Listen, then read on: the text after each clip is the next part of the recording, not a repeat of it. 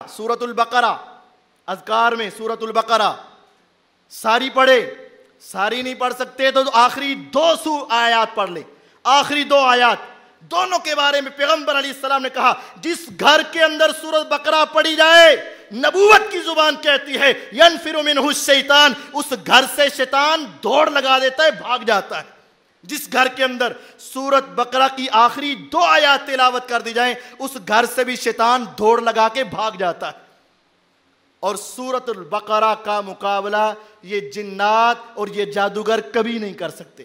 فَإِنَّ أَخْذَهَا بَرَكَةٌ وَتَرْكَهَا حَسَرَةٌ وَلَا يَسْتَطِيعُهَا الْبَطَلَ، اس کو پکڑو گے برکتیں ہی برکتیں آئیں گی، چھوڑو گے ندامت اور پریشانی ہی مقدر بنے گی، اور کبھی جادوگر اس کے سامنے نہیں ٹھہر سکیں گے، اس کا مقابلہ نہیں کر سکیں گے۔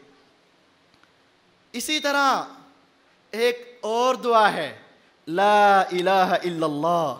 وحدہ لا شریک لہ لہ الملک ولہ الحمد یحیی و یمیت وہو علی کل شیء قدیر۔ یہ 100 مرتبہ بس پڑھنی۔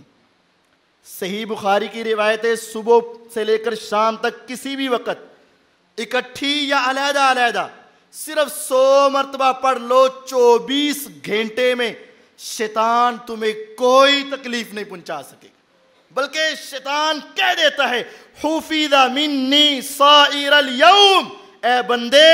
تیرے اس جملوں کی وجہ سے، تیرے ان کلمات کی وجہ سے آج سارا دن تو مجھ سے بچ گیا ہے،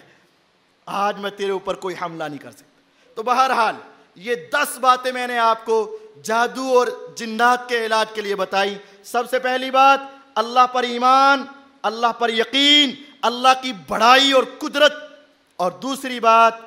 انسان اللہ سے دعا کرے، اور تیسری بات انسان فرائض کی پابندی کرے، چوتھی بات گناہوں سے باز آ جائے، پانچویں بات اپنی طہارت کا خیال رکھے، چھٹی بات انسان رزق حلال کمائے، ساتویں بات گھر کے اندر جائے تو بسم اللہ پڑھے، کھانا کھائے تو بسم اللہ پڑھے، آٹھویں بات رات کے وقت دروازے بند کرے، اور نویں بات گھر سے نکلے تو دعا پڑھے، 10ویں بات یہ ہے اذکار کرے۔ اللہ